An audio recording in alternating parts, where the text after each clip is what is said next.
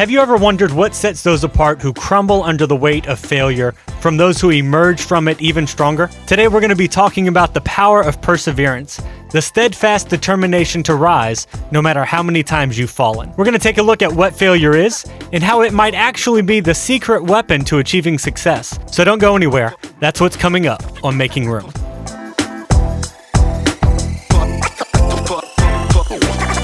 What's up, everyone, and welcome to the Making Room podcast, where we clear out the clutter and make more room for God to move in our lives. I'm your host, Paul Radke, and thank you for joining me in today's episode as we discuss failure. Now, this for me has to be like the worst F word possible. I do not want to hear that I've failed.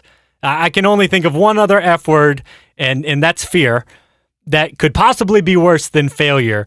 But failure is just something that nobody wants to really experience. Nobody wants to fail. But yet, failure is a major part of life. And none of us learn anything without failing. None of us succeed without failing at some point. Failure is not going anywhere. So we better come to terms with it. And so today we're going to be discussing how to overcome failure. Because from the time that we are babies to the time that we die, we're going to experience it in some form. I mean, just think about it from when you were your youngest age and like learning to walk, right? Nobody learns to walk without falling and failing repeatedly. You fall on your butt more times than anybody can count, but then you get back up and you do it again. Same thing happens when we're learning to speak. We learn words and we say them incorrectly. We use them in the wrong places in a sentence. I have a goddaughter who she just turned 3. And for the past year and a half, she's discovered she loves chocolate, but could not say chocolate. She called it chop it. And just recently, she started calling it chocolate, and the family's devastated. You know, we loved hearing her cute little voice call it chop it. But she had to fail at saying chocolate repeatedly before she actually learned to say chocolate correctly.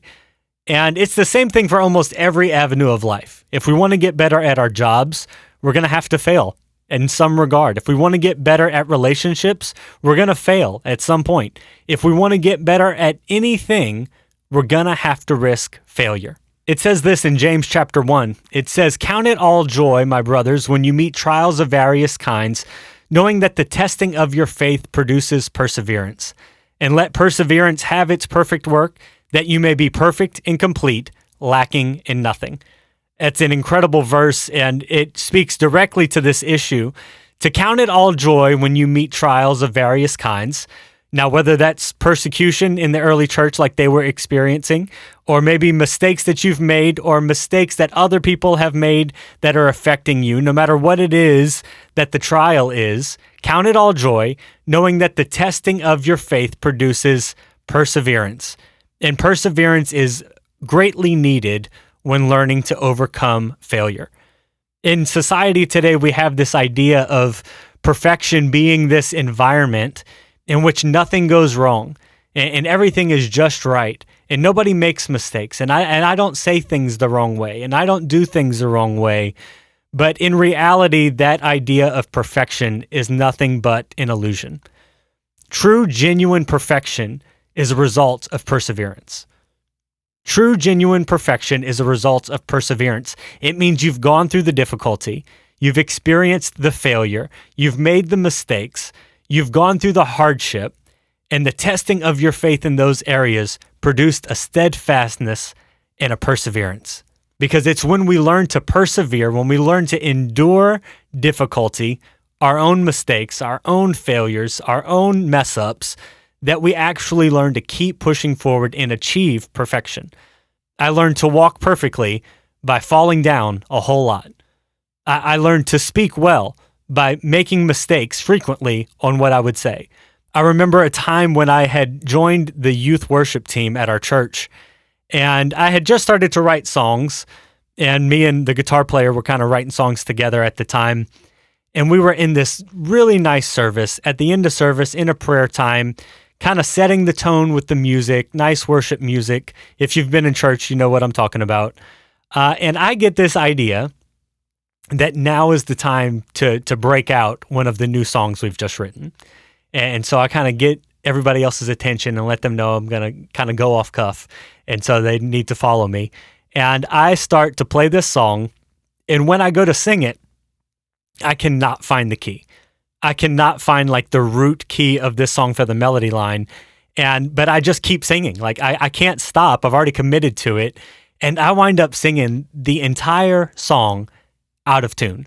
I mean, the whole thing from beginning to the end. I kept thinking that you're going to get this. You're going to get the key in just a second. Just keep on going. It's going to come to you. It never came to me. And let me tell you, that altar call ended really quickly. I mean, youth did not go long that night. It ended right on time because I absolutely killed it, but not in the good way. I just destroyed that song, sang it completely out of key. And I was so embarrassed. I was humiliated. I couldn't believe that. I was considered at this point to be a pretty good piano player, pretty good singer. So it just was crumbling to have failed in such a public way at such a crucial time of the service. I mean, it was awful. It was humiliating. But I had to come up with the courage to get back on the stage eventually and lead in worship again. I had failed miserably, no doubt about it. I had definitely fallen flat on my face, but I had to pull myself together and get back up and try it again. And this could be one of the most difficult things about failing is that we've got to forgive ourselves. You've got to forgive yourself after you've failed. A lot of us have grown up in environments where it's not okay to fail, where when you fail, you're ridiculed for it, you're shamed for it, you're punished for it, where it's never looked at as an opportunity to learn something and to do better next time. And when you grow up in that environment, and society as a whole kind of creates that environment, right? We don't really celebrate failure very often in society. So when you have that mindset, your instinct is just to avoid failure at all cost, right? No matter what I do, just don't fail. Don't even try until you're sure that you won't fail at it. But here's the thing about that, is that people who are afraid to fail rarely find the courage to succeed. People who are afraid to fail rarely find the courage to succeed.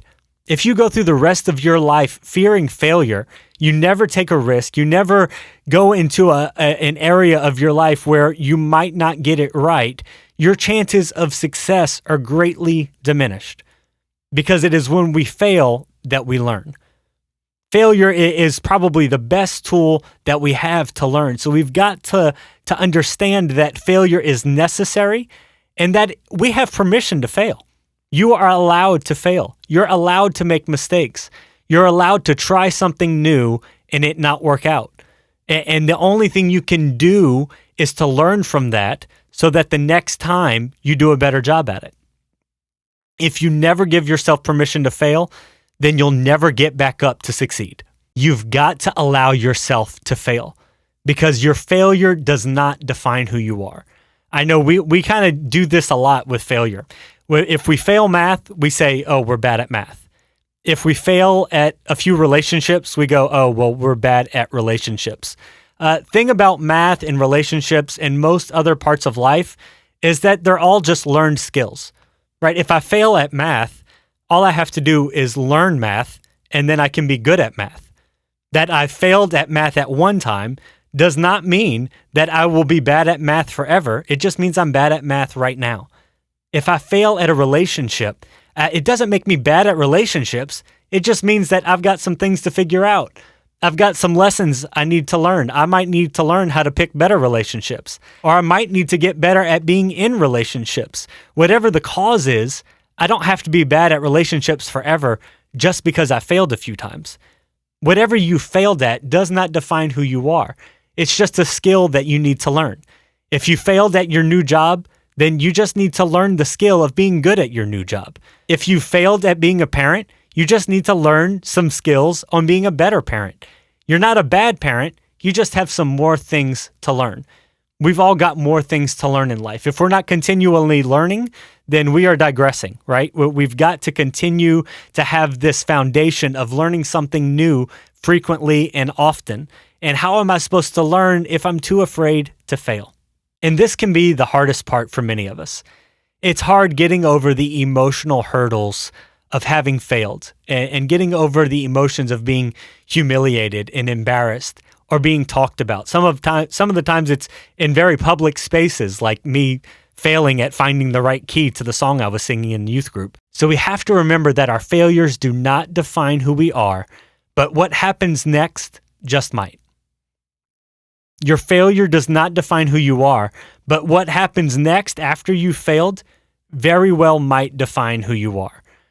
In Proverbs chapter 24, it says, though a righteous man falls 7 times, he gets back up. I love that verse. I love that verse because it implies that even righteous people fall, and they don't just fall once or twice or 3 times, but they fall repeatedly. And what makes them righteous is not the fact that they haven't fallen, but the fact that they got back up. Your failure does not define who you are, but what you do after your failure just might define who you are.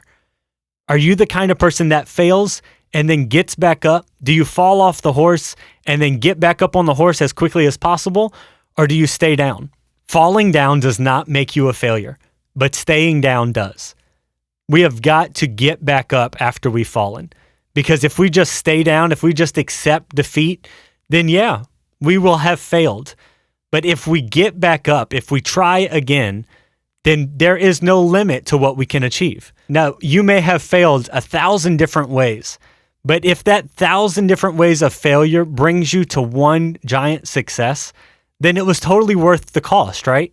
Right? If I failed 1,000 different ways, but then I found out how to do it, I figured it out, and now I'm really good at it, all the failure was worth it because now I'm a success. I love what Thomas Edison said about failing to make a light bulb repeatedly. He said, I didn't fail, I just found 10,000 ways not to make a light bulb. He didn't judge himself or define himself by the amount of times he failed at making the light bulb. Instead, he judged himself by the success of making the light bulb. And whatever it is that you're failing at today, if you accept defeat and you just lay down, well then yes, you will have failed at it and you'll never get good at it. But if you get back up and try again, there's no limit to what you can achieve. So you failed at a few relationships, get back up and try again. So you failed at your math class, get back up and try again. So you failed at your new job, get back up and try again. As I said at the beginning of this episode, failure is our greatest opportunity for learning. It's when we fail that we have the greatest chance of figuring out what we did wrong, right? Why did the relationship fall apart? Now's a great time to figure that out. Why did I fail my math test? Now's a great time to figure out the right answers. Why did I fail at my new job? Why was I not good at being a leader? Why did people not want to follow? Failure provides an amazing opportunity to find out where we went wrong and how to correct it. And once we figure out how to correct it, then we're no longer bad at that thing. I'm good at it, right? I was bad at 2 plus 2 when I thought it equaled 5, but now that I know 2 plus 2 equals 4, I'm good at it. I was bad at leadership when I thought it was all about me. I'm good at leadership now that I found out it's nothing to do with me, it's to do with everybody else. Our failures do not define us as long as we continue to push forward and to learn from our mistakes. So what have you failed at? What have you tried numerous times and you just keep on falling flat on your face? Well, it could be that you need to dig a little deeper, right? If you've failed at 10 different relationships, chances are you might need to dig a little deeper as to why these relationships are failing. Maybe you're just really bad at picking them, or maybe there's some things in you that need to change. Maybe you need to get into counseling. Maybe you need to talk to a therapist and dig up some of the things that could be causing trouble in your relationships. So you failed the same math test 10, 20 times. Well, you might need to get into a study group. You might need to get some tutoring on the side from your teacher. No matter what it is you failed at, there is a route to becoming successful at it as long as we don't give up. As long as we don't fall down and stay down, but we are committed to getting back up, learning from our mistakes, and trying again. And what I'm learning more and more is the quicker I get back up after a failure, the more quickly I will succeed. If I fail, get back up and immediately try again, and fail and learn from my mistake and get back up and try again, the quicker I can make that process, the more rapidly I will find success. So I recently read about this professor who had a photography class, and he split the class in two, and he said, all right, this semester, this half of the class is going to be graded by the number of good photos that you take. The more good photos you take, the better grade you'll get. So like 100 good photos, an A, 90 good photos, a B, but just take as many photos as you can, and that's how you're going to be graded. The other half of the class, he said, I want you to take one perfect photo. This whole semester, you have one job, that's to take the perfect photo and turn it in, and the more perfect the photo, the higher grade you're going to have. So as soon as class was over, the group that had been told to take as many photos as possible went to work immediately. They started taking photos everywhere they could, right? There was no rhyme or reason to it necessarily. They just started snapping photos, trying to get as many good photos as possible. Whereas the other group started to study what makes a perfect photo. What is the best process for achieving the perfect photo? What's the best camera for the perfect photo? And went through this whole very methodical approach to taking that one perfect picture. And this is what the professor figured out at the end of the semester. He got all the photos back from all the students, and as he was going through them, he found out that it was the students that took the most photographs that actually had the most perfect photos in their repertoire. Whereas the students that took one photograph for the entire semester, all of their photographs were very mediocre. Because while this first group was out taking as many photos as they could and learning as they went along and just having fun and doing the process over and over and over, the other group was in their heads, overthinking it, learning about, darkroom processes and which one is the best, which cameras are the best. They had this very logical approach to how they should go about it, but only took one photograph, and it resulted in mediocrity, whereas the other group just took a ton of photos and came up with some pretty impressive results. This is what I take away from that study, is that the more often I do something, whether I'm failing or succeeding, if I will just continue with the process, if I will just continue pushing forward, if when I mess up, I'll just get back up and try again, then I will eventually get to a place where I have learned a whole lot without even realizing it, and I will eventually find success. But if my fear of failure keeps me from going out and doing the things I need to be doing, if I'm just really in my head and I'm just trying not to mess up and I just don't want to screw it up, I want it to be perfect, the chances that it's going to come across as mediocre and not very good are really increased. Now, this is not at all meant to be relationship advice. I'm not telling you to go out and try 100 different marriages until you find the right one. But I am saying that there are aspects of life where repeated failure is really necessary. So no, you shouldn't try 100 different relationships to find that first perfect one. But maybe you should make 100 different mistakes in how to relate to other people so that you can learn how to relate to them more appropriately. Something where I have let my failures define me is I thought I wasn't a very good people person. I'm just not very good at small talk and shooting the breeze and building relationships. And I've come to realize that that's not true. I have just not learned the skill of small talk. It's just a communication skill. I have not learned the skill of building relationships at parties and meet and greets and networking. And so now I am working to increase and level up on that skill. What area of your life have you allowed for your failure to define who you are?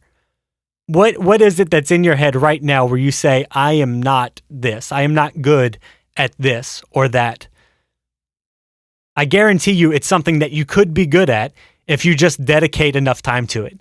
If you take the time to learn from the mistakes you've made and then to go on to make new ones. Because the truth is, failure is going to continue to come up, right? There's going to be no avoiding it. And let me just say this, that avoiding failure will never be a strategy for success. You're never going to find success by just avoiding failure. You're going to have to take a risk. And anytime there's a risk, there's bound to be a failure. So be prepared right now. If you failed and you're having to get back up, just know that as you move along and you learn from your mistakes, failure's bound to happen again. So give yourself permission to fail.